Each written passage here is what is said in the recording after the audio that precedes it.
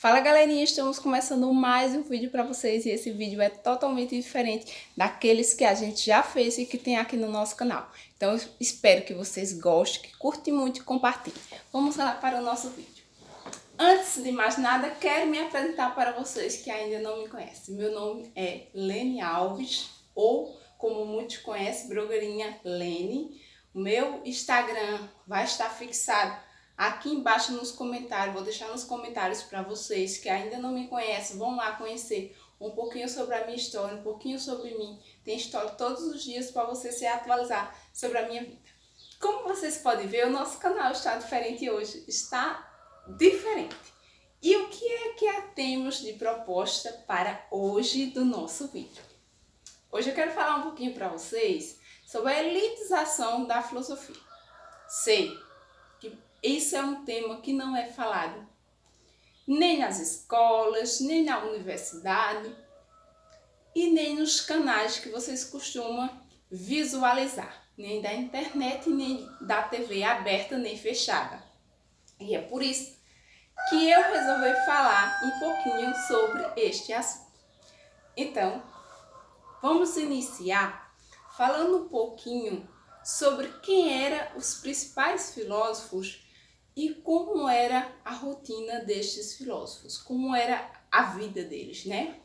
Então a gente inicia aí lá na Grécia Antiga, a gente vai iniciar, né, com os primeiros filósofos, por exemplo, como Tales de Mileto, né? Aí depois a gente vai ter vários como Plotino, como Aristóteles, que foi um grande, né? Sócrates, Platão. Então assim, e fora todos os outros que vieram depois. Mas no início, quando se iniciou a filosofia na Grécia, não era a população pobre que fazia filosofia, que falava sobre filosofia, que discutia sobre filosofia.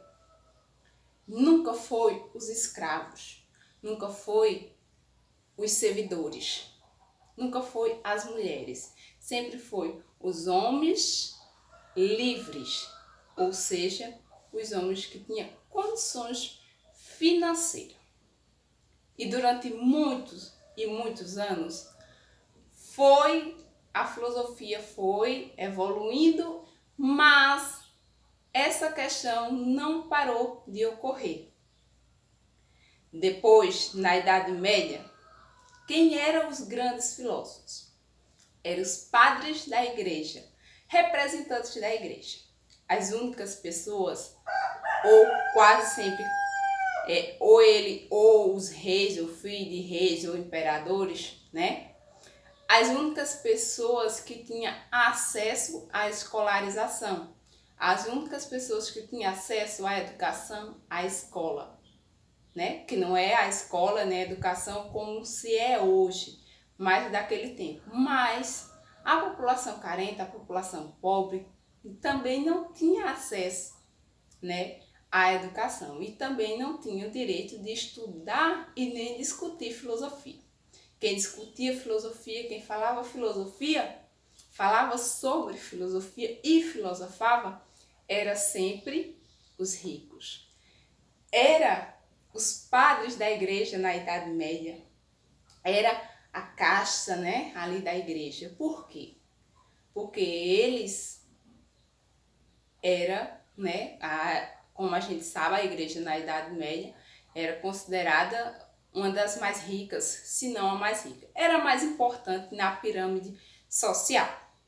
Se a gente andar mais um pouquinho e for para a Idade Média, a gente vai ver também na Idade Média que os grandes filósofos eram pessoas que sempre tinham condições. Ou se não, eram aqueles que nasceram de berço, que nasceram ricos, mas que tinham grandes influências e que encontraram pessoas para financiar os seus pensamentos, ou seja, financiar suas ideias, colocar em livros e vender. Financiar os seus estudos, para você permanecer estudando, criando e fazendo filosofia. Nunca foi para a população pobre. Por quê?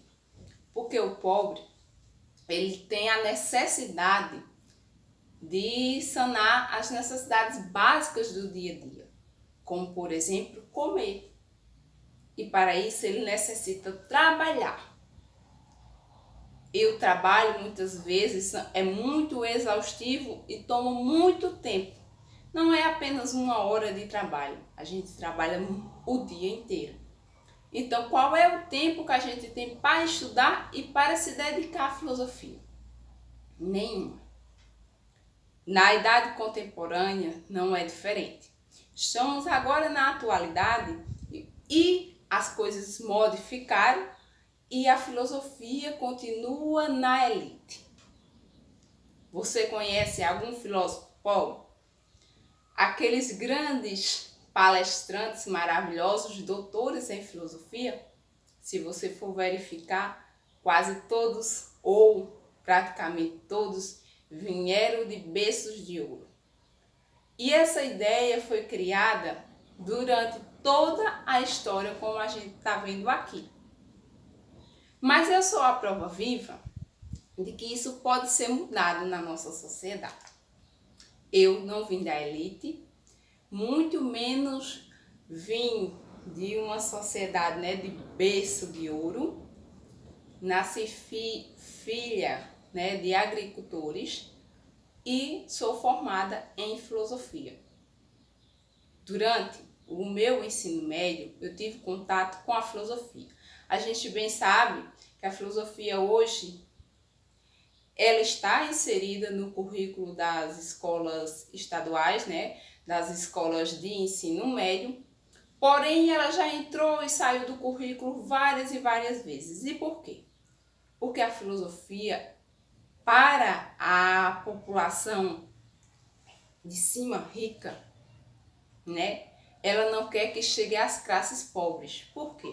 Porque a filosofia vai fazer com que essas pessoas pensem, que elas olhem para o mundo de uma forma diferente, que ela perceba as políticas de uma forma diferente. E isso não é bom para nenhum dos governantes, não é?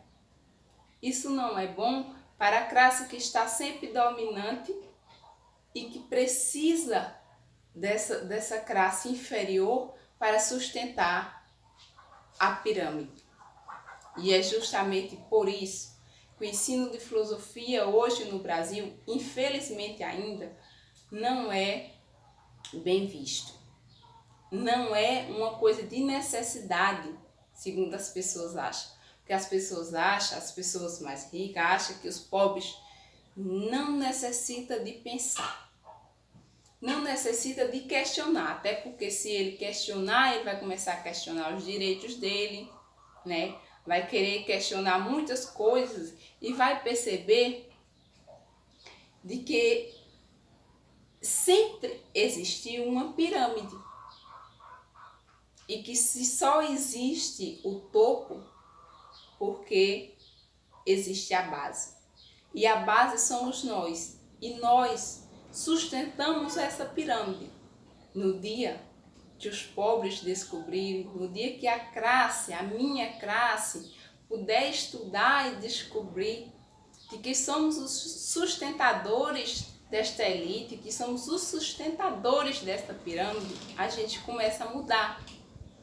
Porque a gente começa a ver de forma diferente e começa a não mais aceitar o que sempre a gente aceitou como uma coisa normal, como sendo parte da vida, A gente sempre viu, principalmente na questão religiosa, não, mas foi assim que Deus quis. Não, Deus não quis que ninguém fosse pobre, Deus nunca quis que ninguém fosse miserável, que passasse fome, que passasse necessidade e que não tivesse direito a chegar às universidades. Mas sempre foi criado isso na nossa ideia, no ideal da população mais carente. E isso para que a gente nunca chegue a pensar de forma diferente. Mas eu quero dizer para vocês, para todos vocês, que juntos a gente consegue ir mais longe, ir mais longe, ir mais adiante. E a gente consegue quebrar barreiras e mostrar de que isso pode ser mudado. E não é saindo da base e indo para a pirâmide que a gente vai modificar isso. A gente pode modificar sendo base mesmo, porque é graças a nós que a pirâmide é sustentada. Mas a gente precisa ter consciência disso. E para isso é necessário mais e mais discussões sobre isso. É necessário que mais e mais pessoas tenham a coragem de estudar, de ver, de pensar e tenham mais oportunidade. Porque tem muita gente que tem vontade, tem a coragem, mas não tem o dinheiro. Não tem o tempo, porque está sempre trabalhando para manter coisas elementares da vida, que é a sobrevivência. A gente só consegue pensar, discutir, debater quando a gente está de barriguinha cheia, não é? Porque de barriga vazia ninguém consegue pensar. E quando a gente não tem tempo para isso, para estar refletindo, para estar pensando, como diria a grande população, perder tempo. Embora hoje eu saiba que estudar e pensar e debater não é perder tempo, é ganhar tempo e ganhar qualidade de vida. Mas até que a gente consiga fazer com que esse pensamento ele chegue na sociedade por inteiro, ainda há um caminho muito longo. Mas assim como eu espero que você também não desista e que me ajude, que esse vídeo chegue numa patamar mais alto, que outras pessoas também possam ver e possam ter ideias boas. Se você gostou desse vídeo, então curte, compartilha, comenta. Se você quiser vídeos como esse sobre outros tipos de polêmica e discussões, deixa nos comentários que aí eu estarei fazendo mais vídeo para vocês com temas parecidos ou com discussões sobre tais coisas. Beijo e até a próxima!